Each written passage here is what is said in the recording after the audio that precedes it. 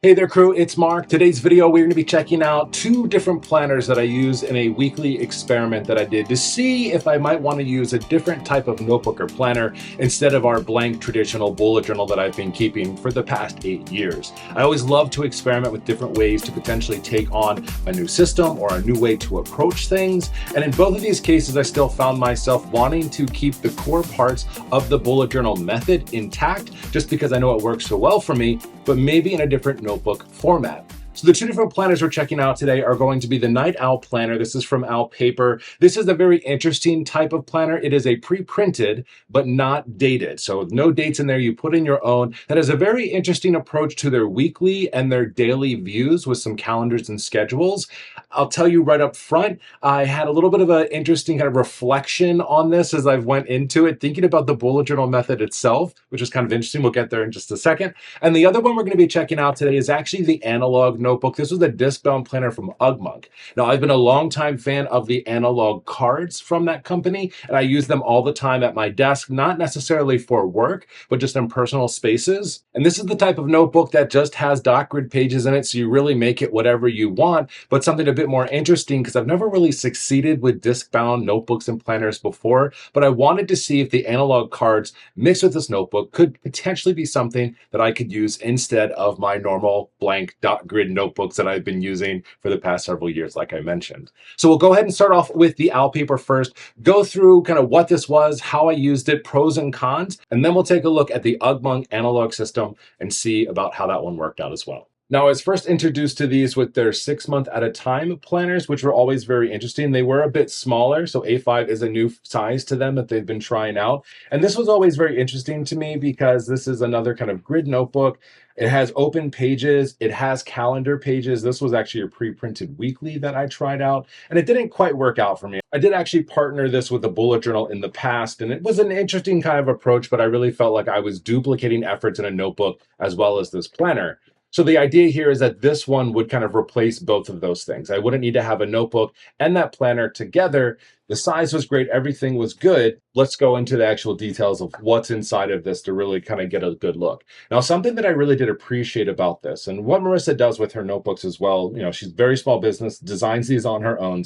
She kind of looks at these like a bullet journal in a way, but really the flexibility of something like a Hobonichi, but with a focus on the paper. This was also new, like Delphine paper, I think it was called. So it should have handled fountain pens a bit differently than the previous paper, but we'll look at that in just a second because I definitely did use fountain pens in here. What I do like is she does have very small titles here at the top for indexes. So if you were going to set this up as a bullet journal, which is kind of how I was thinking about it, you would utilize this index space. But it is small enough that if you don't want to use it for those pages, you certainly don't have to. She gives you nice open spaces here for your goals if you want to put any goals in here. This was a yearly overview kind of space that you could set up, whether it be as a future log or something along that lines. And you really do kind of make it on your own.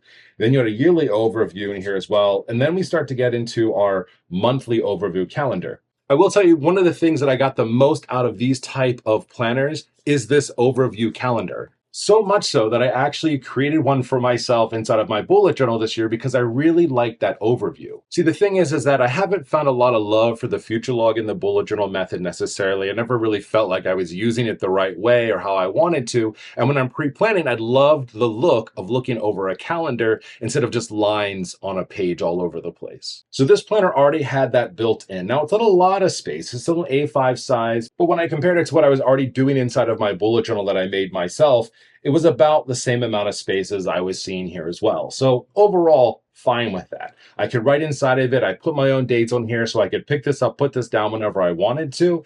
Obviously, if I was using this full time, I would just continue each and every month. But the space was great. And I think overall it handled things pretty well. But I will say that even though this is supposed to be a little bit more fountain pen friendly, we still saw a lot of ghosting. And in my opinion here on this next page, which is a habit space, I lost it here because then I'm writing over top of it. I can see through it. And for me personally, and you'll hear me say this a lot as we talk about these notebooks, is that I don't love ghosting. I think it's the best way to say it. Like I just really don't like ghosting in my notebooks. I like to have a nice fresh page because I don't like to have to kind of read through what I've already written on the previous page here.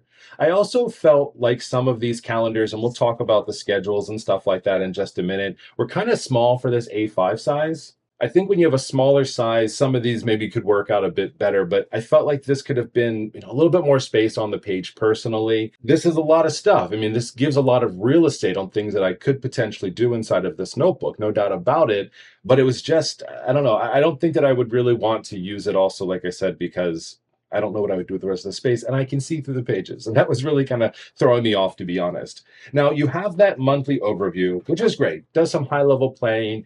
Then, when you come to this next page, each month, and it's kind of set pages in here, we'll go through it, you kind of have an overview of what you want to do. So you can take your monthly and then bring that into your weekly. Now, this page I really liked a lot. I thought it was a really great way to kind of get the week up and running. You have your Monday through Sunday. I know a lot of people right now are talking about these Monday starts, and they love that with Saturday, Sunday on the side. There was calendars that were built in here, which I really liked personally too, because I could kind of preset what that was going to look like during the week.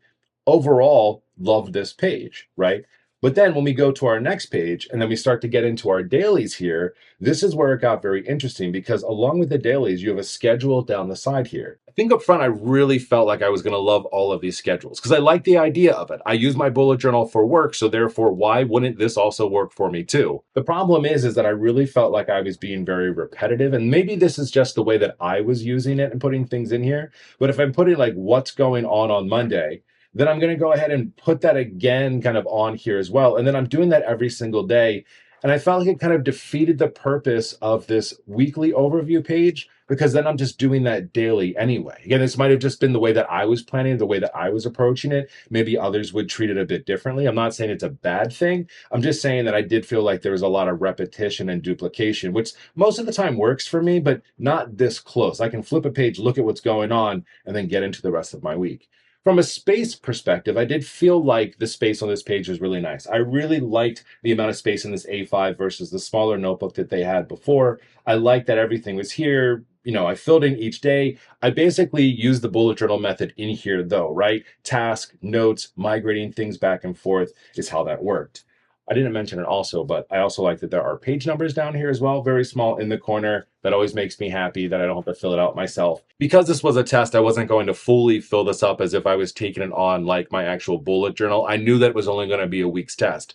But if I was taking this on and using this notebook full time, the features of having the index, having the page numbers already in here are fantastic features to have. You don't have to do it yourself. I love that it already gives you the structure you kind of need to take on your week, but then it's open enough that you can change it if you want to. So I went through the entire week, really liked the approach overall. By the end of the week, though, I stopped using the schedule part of the pages because I had it all here. I didn't feel like I had to replicate it. So I really, by like Thursday, Friday, I kind of stopped using it. Also, something that happened is I was just, I wasn't loving the amount of like bleed through and ghosting that was happening on these pages. I was, for the most part, just like going with it because I thought, okay, I was told that this paper was more fountain pen friendly, and maybe it is, right? Maybe it doesn't bother some people. Maybe I just need to get over the fact that if I'm using fountain pens in my notebook, that it's going to potentially ghost. Like maybe that's a me thing.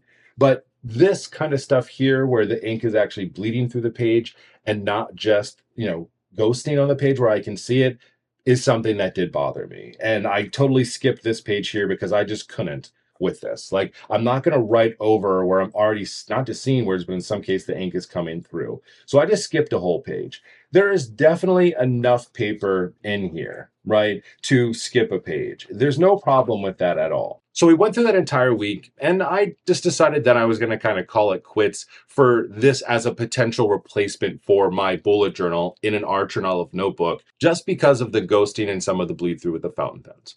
While I do get a little bit of that inside of my Art Journal notebooks, I'm not saying that that doesn't happen. I just notice it a bit more here because the paper is much thinner. The paper in the Art Journal notebooks are 160 GSM. They are thick and they do their job pretty well most of the time.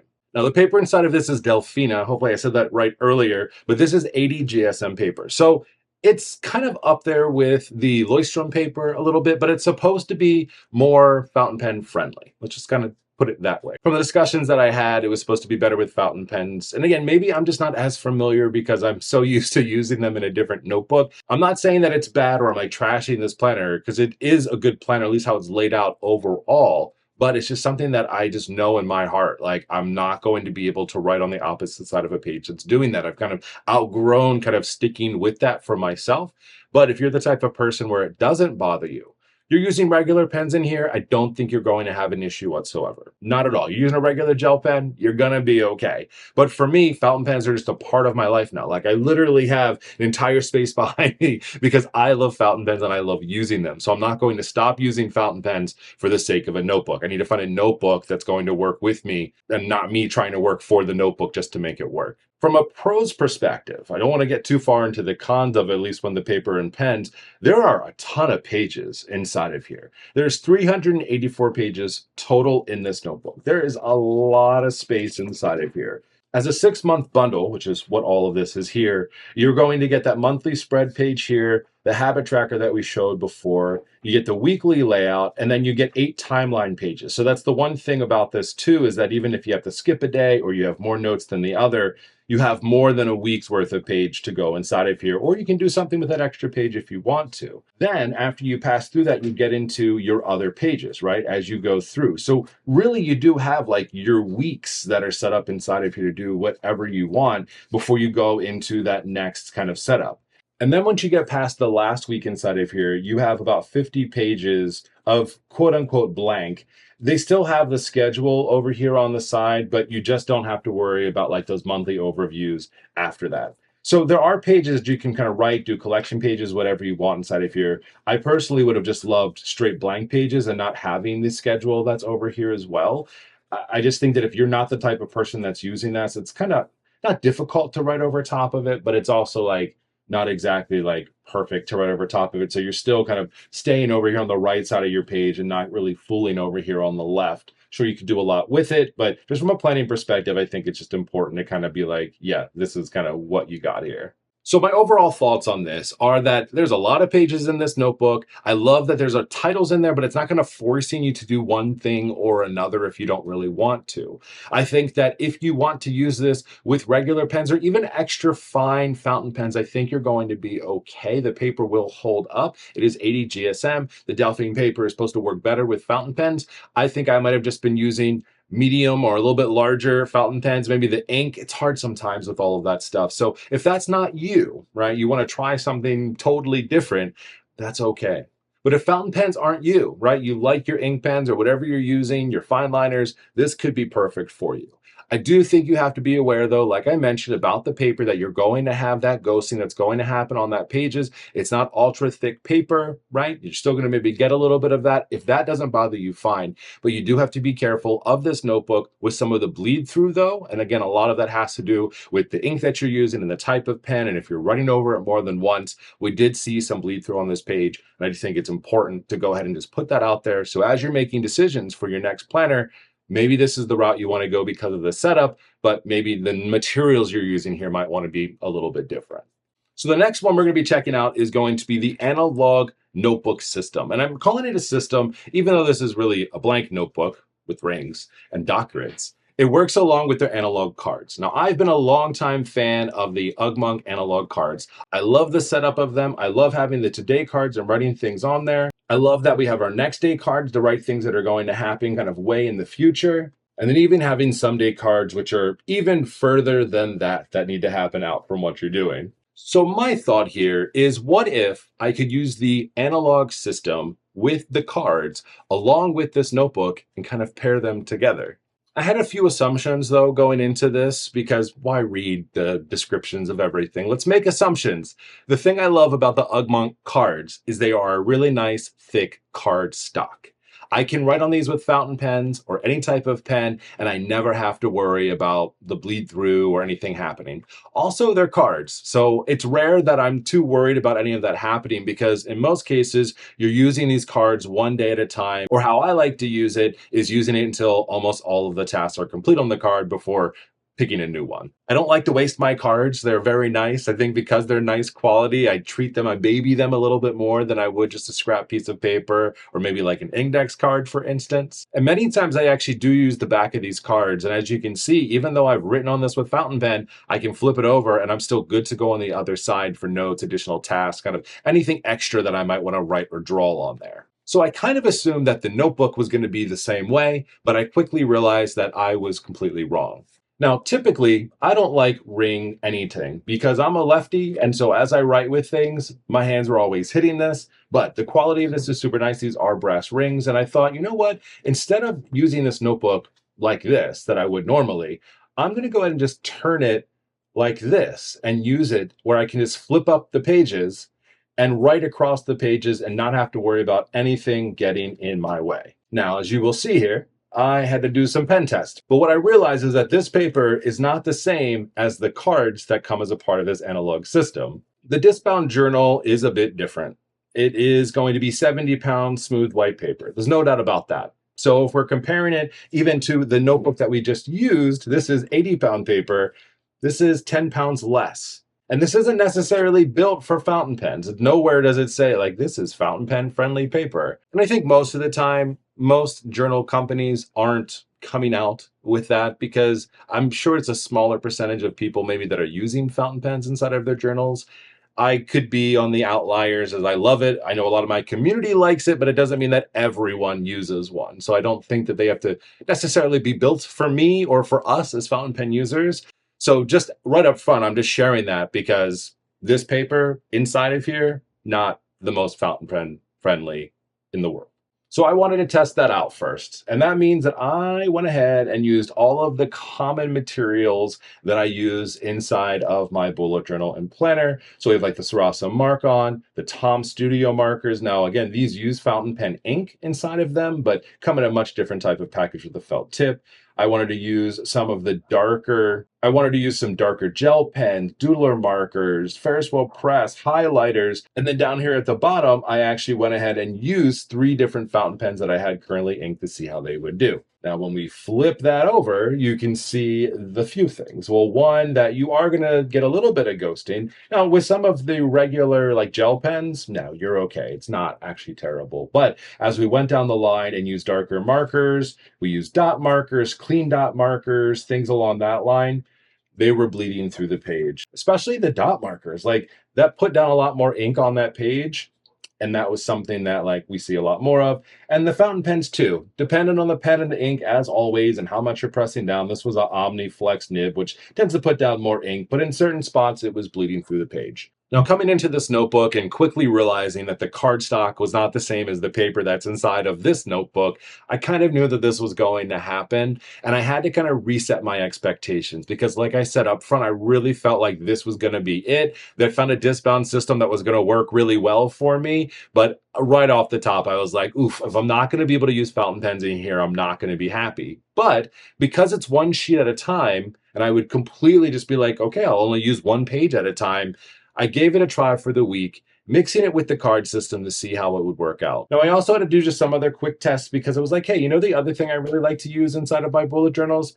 Different types of stamps. So I went ahead and gave that a try, and we kind of had a hit or miss on some of those too. Some of it you have the ghosting, some of it you had some bleed through. That was just something on the opposite side here, so don't pay attention to that. So this was going to kind of happen, and I knew that it was going to kind of happen. So it was like, okay, well, the pens definitely ghosted and bled through. The stamps ghosted, a little bit of bleed through, but let's just keep going. Now, the one thing I did have to figure out inside of here, because these don't have any type of marks on it other than the dot grids, was how was I going to set this up for myself as a bullet journal? Because I need a weekly overview. Right inside that Al paper one, we had them already set up, but I was going to have to do that myself inside of this notebook. So I went ahead and just figured out my markings, knowing that about 2 squares up here, you're not going to be able to use because of the rings that were going across the top. And where I decided to go essentially was this 3-column type layout. Now, before I got here and did this, I went through a few iterations. And this is one thing that I do appreciate about being able to take out paper of this, because when I first started to do this, I was like, well, what does this look like? You know, like, how do I figure this out? And the really hard time that I had is because I was going to be using the analog cards with this notebook. I was needed to put the task here, but I kept writing them on the paper instead. I think as a longtime bullet journaler, as you start to go through this and you're thinking about how you're going to take on something totally new, how to rewire your brain not to put tasks here when the task needed to go here instead. So eventually I got to a point where I was like, okay, we can kind of figure this out now and see what's going on. So I just did a real brief weekly overview over here on the left-hand side, and then I went ahead into a daily log, and I thought if I'm going to split this into 3 pages, the only real thing I can do is a daily log in here. And so taking that on as I went through each of the days and kind of wrote things down as we went through it. I had special pages for collection pages if I need to, and what I had to do here. And it doesn't look like a lot, to be honest with you, because so much was ending up happening over on these cards. Now, when I first started the week, I had a really great idea. These cards inside of this travel version also have the rings on top of them too. So I was like, oh, well, it makes sense to put this inside of my notebook as you go through with it. And this totally can work out because you can move it around, you can take it out, you can kind of place it back down when you want to.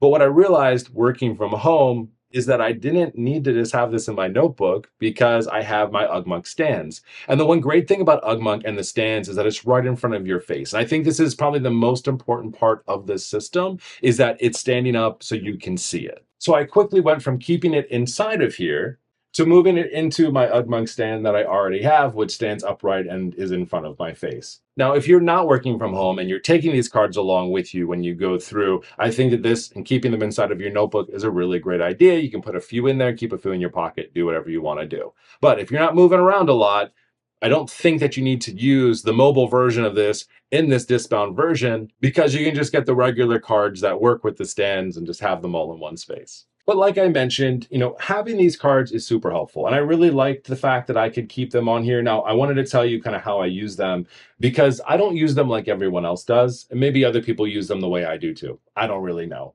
But I'll put the date up here and the task that I need to accomplish. And then I don't really move things along until I'm almost done with that. In this case, I got all the way down to the end because it was the first day of the week. There's a lot going on. And then I migrated some things over here. But this card I actually used for 2 days. I used it on the 21st and the 22nd. And then the next day that I was using it, because I had off on the 23rd, was then on the 24th. And I moved things back over here as well. But I was partnering these task cards along with this notebook as well. So a lot of notes and things went inside of here. And then I tried to capture as many of the tasks on these cards as I could.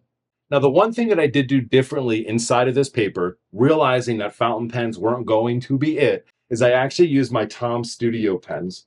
And what that is fountain pen ink, but on the nib of here, it's a little bit more like a fine liner. And overall, this worked really well. And I think this could be a potential option is that if I still like fountain pen inks and trying different colors inside of my fountain pens, I could use something like the Tom Studio pen inside with this paper, and it did an okay job. There's a little bit of ghosting, but I think no matter what you're doing, 80-pound paper, it's going to kind of look that way. It's not super ultra thick paper, and that is okay. I understand why we have to do that. It also has to be a really thick notebook. But for me, fountain pens were just not going to work on this paper. And like I mentioned, for myself, I love fountain pens and I love using them. I can use them with the Ugmonk cards. The cards, because they're a nice thick cardstock, work well, but the paper itself was not for it. And to switch off between using a fountain pen just to fill out a card and then switching to another pen to write in my journal, that was a lot. I didn't really feel like that is something that I wanted to do. And that is the reason why I don't think I'm going to go with this for a yearly approach to my journal in the new year. At the end of the day, I think it's really important to experiment with your journals. We have time before the new year to figure out what exactly do you want. And I know that I'm in a very special situation where I have these sent to me. I'm not purchasing them. So there is a little bit of that there. And that's why I also like to make these videos, is because you don't have to buy a whole system to see if it's going to work for you before maybe someone else tried it. And I'm going to give you those pros and cons as we've talked about so far to hopefully help you make those decisions. But if you're looking for a good planner that is pre-made but not predated, I think the Owl Paper Journal could be it for you. That paper works well with most pens. You can use most stationery on it and you're going to be okay. I think just with most things, as probably most fountain pen users know now, it's just going to be a hit or miss sometimes with it. And even with the best of the best paper, sometimes you write over something or cross it out and put extra ink on the page. It's paper at the end of the day, right? It's cotton and paper pieces that are put together and we're putting liquid onto them. Something might happen with it. Just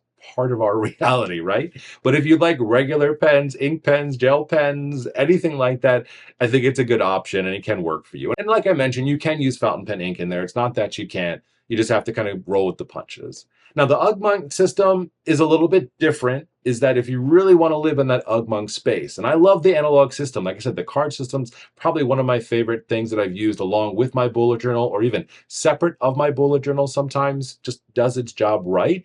I think that this is going to work well for you. I think you have to be open to the fact that you're not going to get anything more than just dot grid paper inside of there. And if you're not the disc type person, one of the things you have to be aware of is that as you take paper in and out, those edges that do clip into those rings, they do start to fray over time. And while it can work most of the time, eventually that paper is going to give out. I even saw that on some of my analog cards that I was pulling in and out of this notebook, is that even that really nice thick cardstock got a little funny. And so it's just something that, again, we have to be aware of, that it could happen. But I think if you're using the regular cards, not putting them in the notebook, you're going to be absolutely fine. Not an issue at all.